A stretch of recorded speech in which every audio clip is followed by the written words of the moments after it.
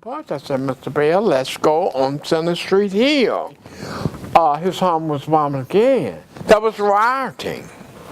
The blacks were fighting the cops.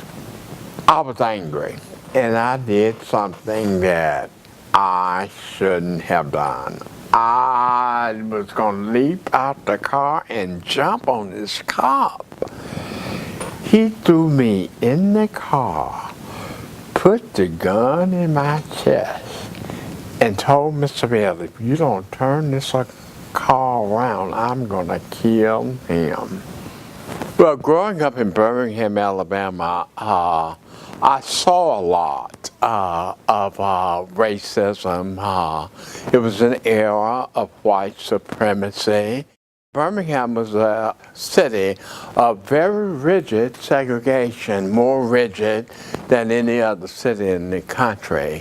I grew up in Lawrence in the 50s. It was a university community where there were definitely integrated areas, but there was definitely segregation as well. We had the chance to do a lot of traveling when I was a kid, and when we went to the South was the first time when I really saw the blatant examples of segregation. I remember thinking to myself back then, wow, I'm glad I don't live here because this is awful. To see the fear that blacks went through, just like in communist countries, blacks couldn't speak out. It was my freshman year at Tuskegee, a historically black college. We decided to march downtown Tuskegee.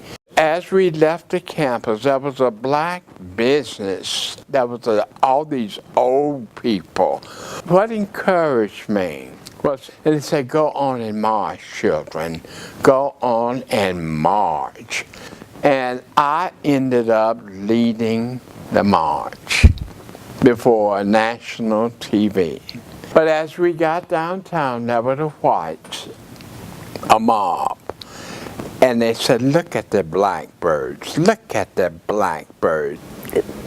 You know, these people were dressed up, they were wearing nice clothes, they were marching peacefully, and then you had the police out there with water guns and horses, and then even later we heard about things like the lynchings, that you'd think, how can this possibly be happening in this century? This is something that happened back in the time of the Civil War. No one should ever think that he or she is better than anyone else just because of the color of their skin, or the religion they are, or whether they have blonde hair, or whether they have more money. That's just not right. Now we can speak out, but look, stand up for justice. If you see injustice over here, injustice is a threat to injustice everywhere.